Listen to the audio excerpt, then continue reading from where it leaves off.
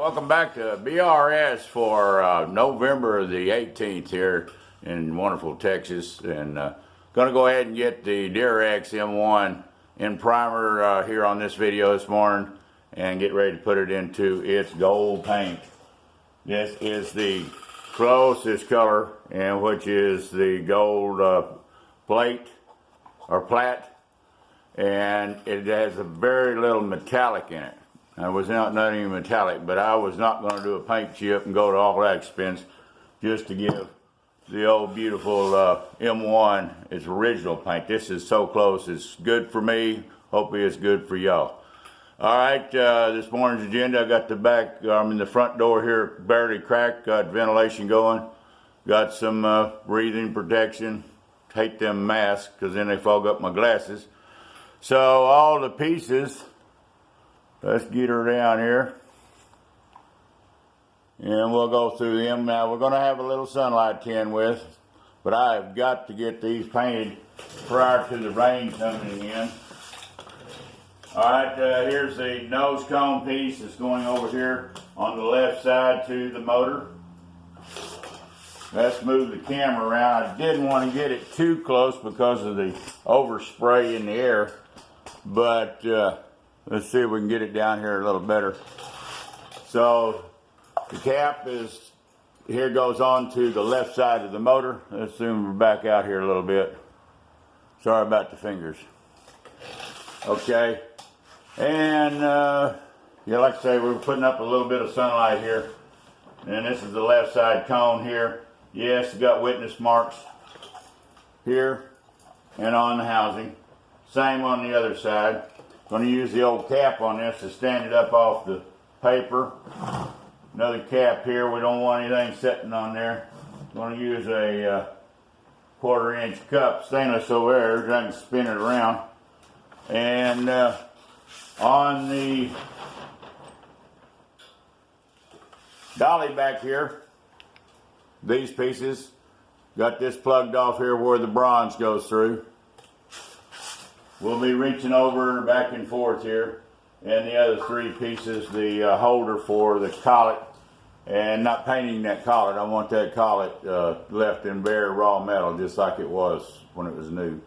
All right, first on the agenda, to make sure, and I have thoroughly cleaned these, degreased, sanded, prepped.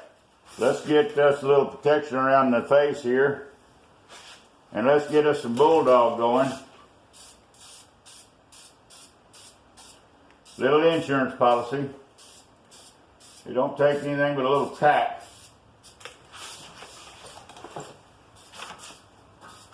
Kind of out of view, but we'll get this tacked up here real quick.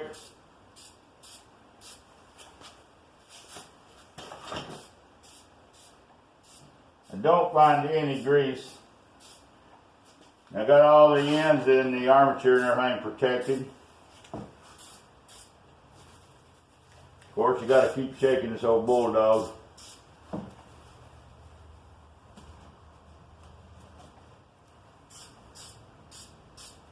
Bottom is taped off on the pieces where the degree marking's at.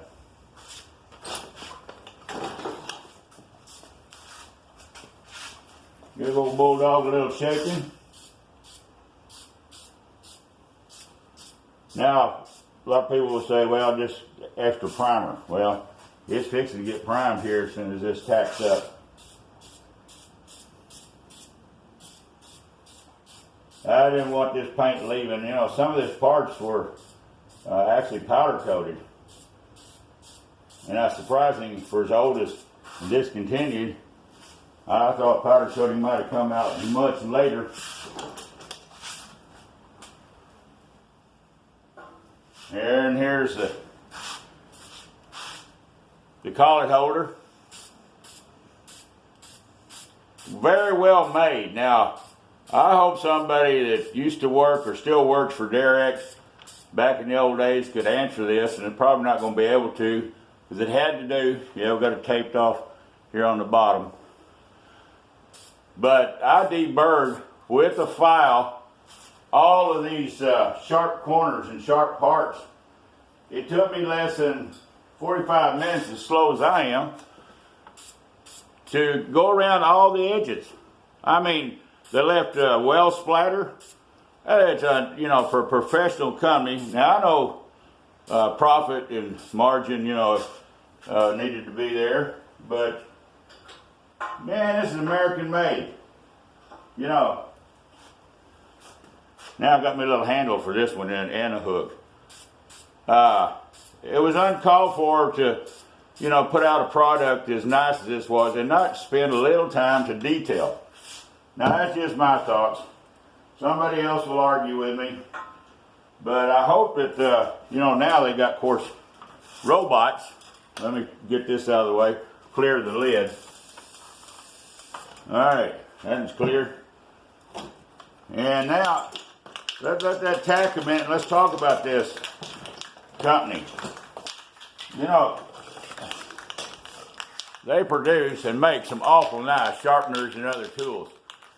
But there was, you know, a need for removing at least the well splatter.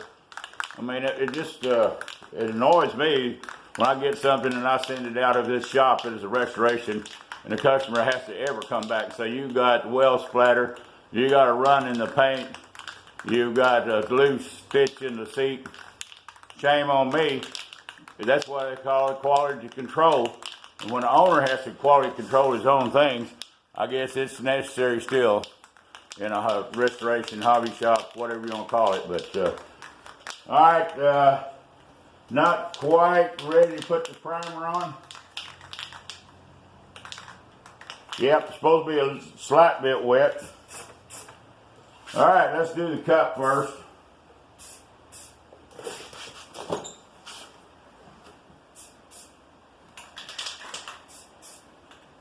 Yeah, I'm using rattle can. I didn't want to do a bunch of cleanup of the gun.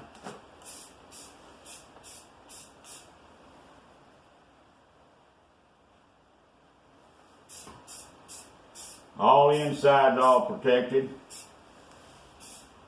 Did take out, if you can see where I'm pointing, there was a felt there over that keeper, and took time to take it gently out, and the plate.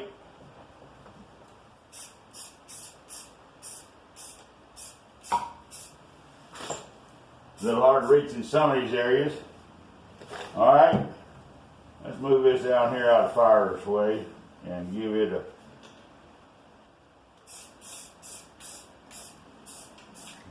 Not doing much talking here with this mask off, but I'll put it back over my nose.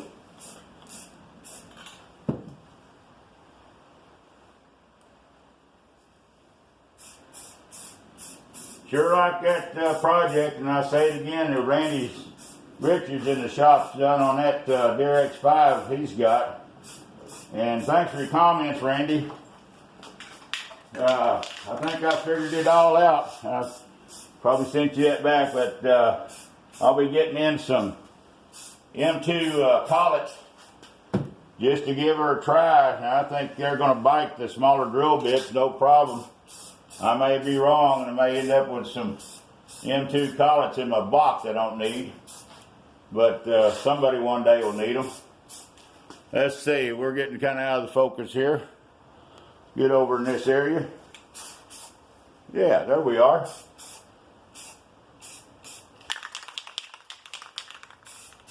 Good old Rust-Oleum. You know, it's hard to beat a good product.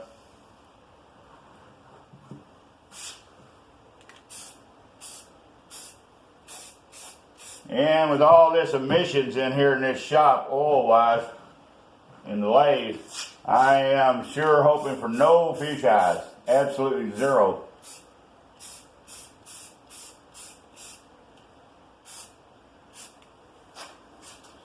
Alright. See if we can get the two side wheel covers. A little awkward here. My paint room in the other room there is loaded with nice Corvette parts for that's 76 Stingray, and I didn't want to take time to go in there and heat that room. A little chilly in there. We're about 62 degrees this morning in here with no heat.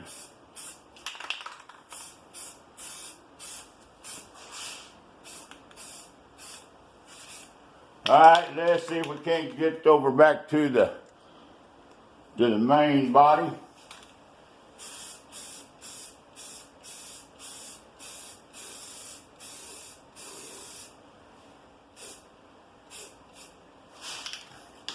We're going to do this without bumping the camera.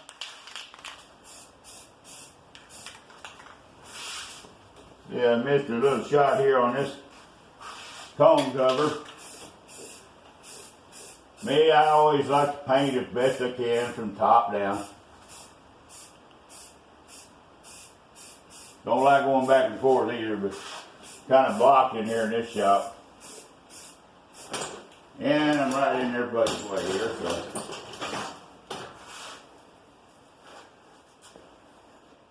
Now the sun's probably going to be getting up here over the top of the shop here in a little bit when I come back and put the gold on.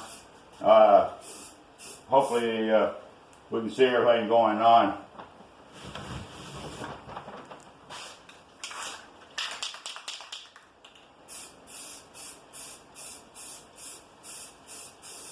Hope all my creators out there are going to have a wonderful Thanksgiving as well.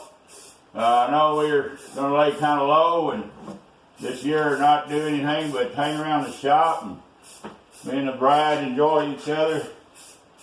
Got a little outing over to nice church friends here on Friday after Thanksgiving, so we're going to enjoy that.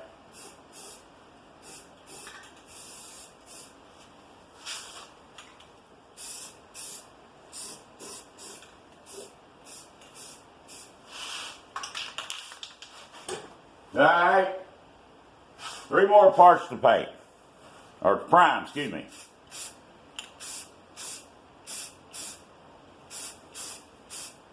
Then I will go get some more. I'm almost out of gun bluing, and blue the parts I want that originally were gun blued.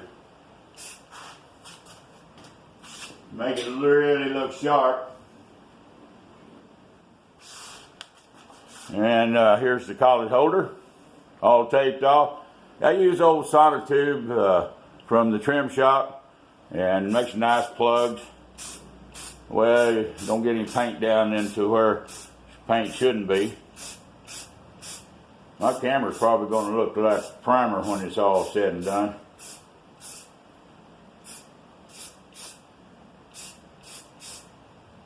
Come on, fan, take her out of here.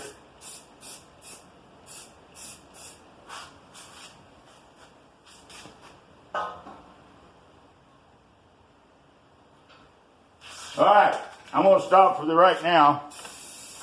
Let the shot clear. I got one more off camera to prime, and that is the top. It lines up the drill bit on the to set the web and everything. And but I'll come back this afternoon.